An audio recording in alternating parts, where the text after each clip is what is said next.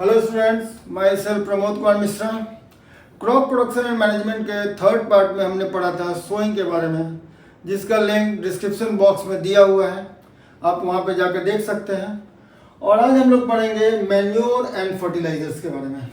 Production and management में हमने पढ़ा था एग्रीकल्चर प्रैक्टिसेस। उसमें फर्स्ट स्टेप में हमने जाना था कि प्रिपरेशन ऑफ सॉइल। सबसे पहले हम सॉइल को प्रिपेयर करेंगे। कौन करेगा? फार्मर करेगा। सेकेंड स्टेप था सोइंग। सोइंग मीन्स क्या होता है? Putting seed in the soil. Soil के अंदर हम लोग सीड को डालेंगे। थर्ड स्टेप हम लोग आज पढ़ेंगे, that is adding manure and fertiliser. तो सबसे पहले मैन्योर को हम लोग हिंदी में खाद बोलते हैं। तो मैन्योर होता क्या है? तो manure is an organic substance obtain from decomposition of animal and plant waste. Animal और प्लांट वेस्ट के डिकम्पोजिशन से जो प्रोडक्ट बनता है उसको हम लोग खाद बोलते हैं, और उसको इंग्लिश में मैन्योर बोलते हैं। तो मैन्योर जो होता है वो ऑर्गेनिक होता है, ऑर्गेनिक सब्सटेंस है। ऑर्गेनिक सब्सटेंस का मतलब क्या हुआ? वैसा कोई भी सब्सटेंस जिसमें कार्बन, हाइड्रोजन और या मतलब हो सकता है और ऑक्सीजन, ये अवेलेबल होगा। कार्बन, हाइड्रोजन और ऑक्सीजन का एटम अवेलेबल होगा तो हम लोग उसको ऑर्गेनिक सब्सटेंस बोलेंगे। तो manure is an organic substance obtain from decomposition of plant and animal waste. उसके बाद क्या है, मैन्योर बनाते कैसे हैं? तो फार्मर डम्प्स। फार्मर क्या करता है? डंप करता है प्लांट और एनिमल वेस्ट इन अ पिट। एक पिट है, एक गड्ढा है। फार्मर क्या करता है? अपने लैंड के पास कहीं गड्ढा बनाता है, पिट, और उसमें जो एनिमल वेस्ट है, मान लो काऊ डंग है, काऊ डंग है, ठीक है, काऊ डंग है। उसके अलावा इसमें कुछ लीफ डाला, प्लांट का लीफ है, वो सब डाल दिया, और उसको ओपन एरिया में है वो जो पिट है वो ओपन पिट है। उसके बाद उसमें कुछ वाटर स्प्रिंकल कर दिया, पानी उसमें डाल दिया, हल्का स्प्रिंकल किया। तो उससे क्या हो गया कि वो मॉइस्ट हो गया। मॉइस्ट हो गया तो फिर वहाँ बैक्टीरिया, फंगस, ये सब ग्रो करेंगे। उसके अलावा अर्थ वॉर्म भी ग्रो करेगा। अर्थ वॉर्म भी ग्रो करेगा।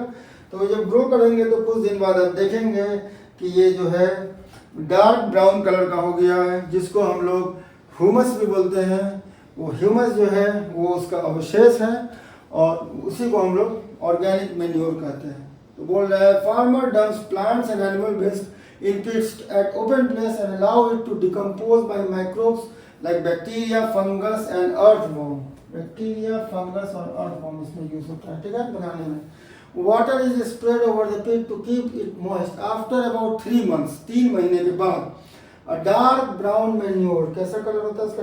Dark brown, is called humus, is obtained which is rich in organic matter and is called organic manure। याद कर लेना है। अब बैक्टीरिया क्या करता है? Decomposes the undigested cellulose.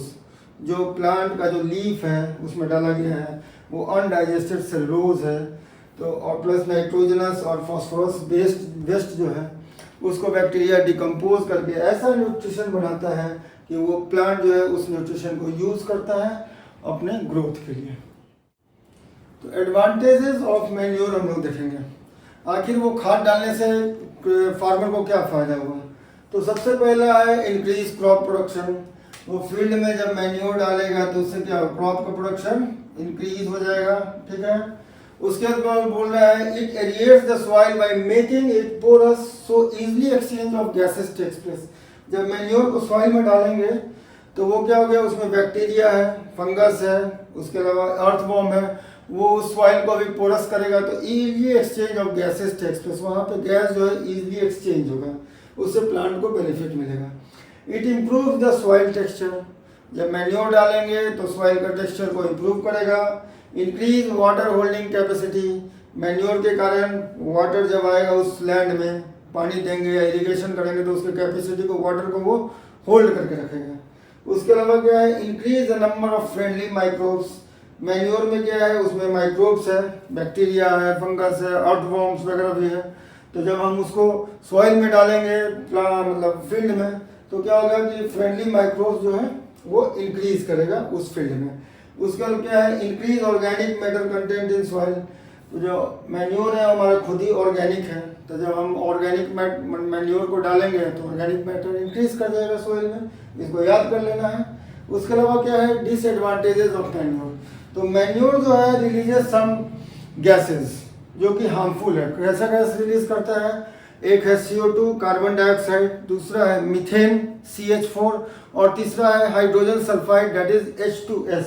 ये आपको याद करना होगा, CO2 CH4 and H2S carbon dioxide, उसके अलावा methane CH4 and H2S hydrogen sulphide. तो अब हम लोग समझेंगे फर्टिलाइजर। फर्टिलाइजर क्या होता है? Man made chemical rich in particular nutrients prepared in factories.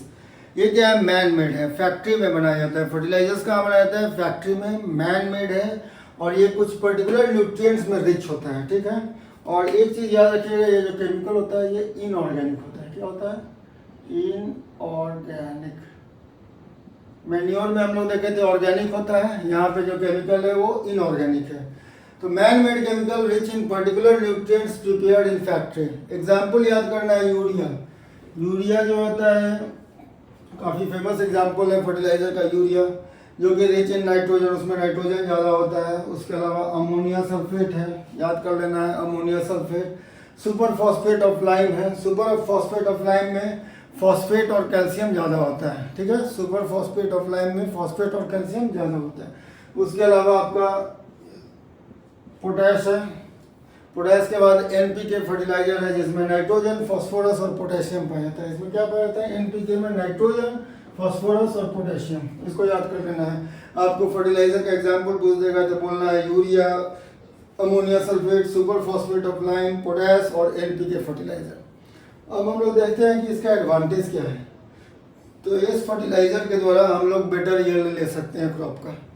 Better yield of crops like wheat, paddy मतलब राइस और मेज etc। इजी टू यूज़ है, ये पैकेट में मिलता है, मार्केट में मिलता है, इजी टू यूज़ है, आप लेके यूज़ कीजिए, स्टोर कर सकते हैं, ट्रांसपोर्ट में भी आसान है।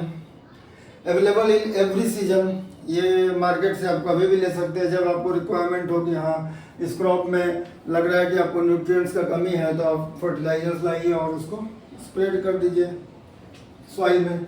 उसके अलावा क्या है? Immediate source of nutrient supply to soil, मतलब आपको ऐसा लग रहा है कि सॉइल में न्यूट्रिएंट्स का जो रिक्वायरमेंट है, नाइट्रोजन का रिक्वायरमेंट है, फॉस्फोरस का रिक्वायरमेंट है, तो आप तुरंत मार्केट से लाइए और उसको सॉइल में डालिए और प्लांट को वो न्यूट्रिएंट्स इमीडिएट मिल जाता है, ठीक है।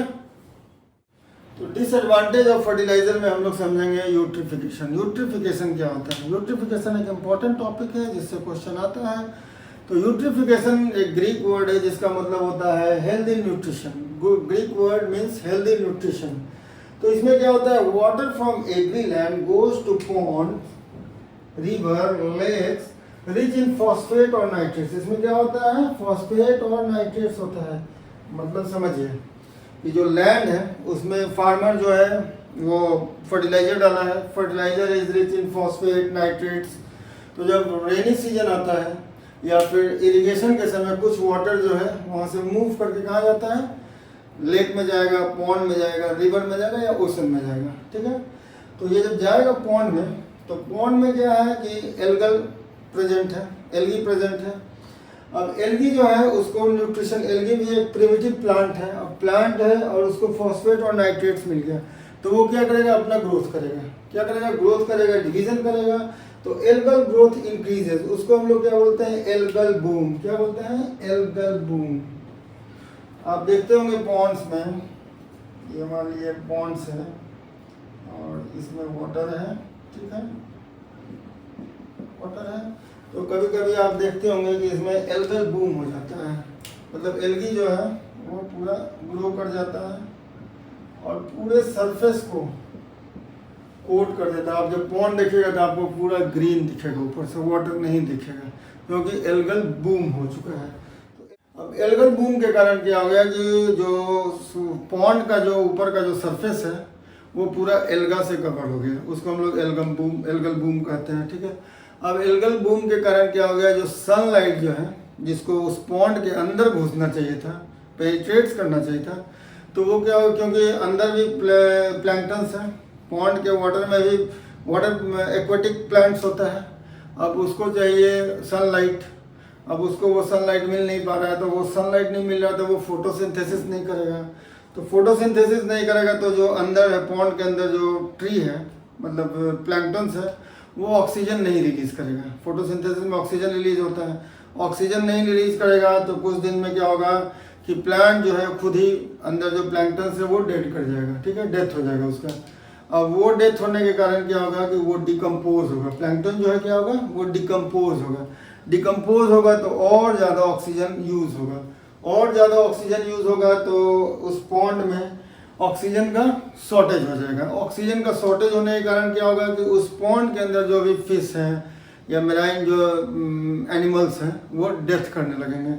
तो यूट्रिफिकेशन से क्या प्रॉब्लम होगा कि एक्वेटिक एनिमल जो है वो डाई कर जाएगा, ठीक है। तो यूट्रिफिकेशन जो है जब हम लोग ज़्यादा फर्टिलाइज़र यूज़ करते हैं तो वो वाटर के थ्रू चला जाता है पॉन्ड में, लेक में, रिवर में, और वहाँ पे वो जाके एल्गल बूम करता है और उससे यूट्रिफिकेशन होता है, मतलब एनिमल डेड कर जाता है और एक्वेटिक जो सिस्टम है, इकोसिस्टम, वो पूरा डैमेज हो जाता है। So to increase soil fertility, soil के फर्टिलिटी को इंक्रीज करने के लिए एक और टेक्निक यूज होता है, that is mixing of crop या मल्टीपल क्रॉपिंग, ठीक है। इसमें क्या होता है, एक लैंड होता है, एक लैंड है, मान लीजिए एक लैंड है, इसमें एक प्लांट लगा हुआ है इधर, ठीक है, उसके बगल में एक दूसरा प्लांट लगा हुआ है। मान लीजिए ये पहला प्लांट जो है ये कॉटन का है और ये है बगल में ग्राउंड नट, ग्राउंड नट, फिर यहाँ बगल में हो जाएगा कॉटन, कॉटन, फिर उसके बगल में हो जाएगा ग्राउंड नट,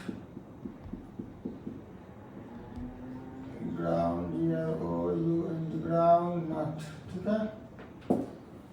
तो कॉटन, उसके जस्ट पैरेलल में फिर हो जाएगा ग्राउंड नट, फिर कॉटन, फिर ग्राउंड नट। इससे क्या होगा, वो बोल रहा है 2 or more crops are cultivated together at the same time, 2 or more crops are cultivated together at the same time।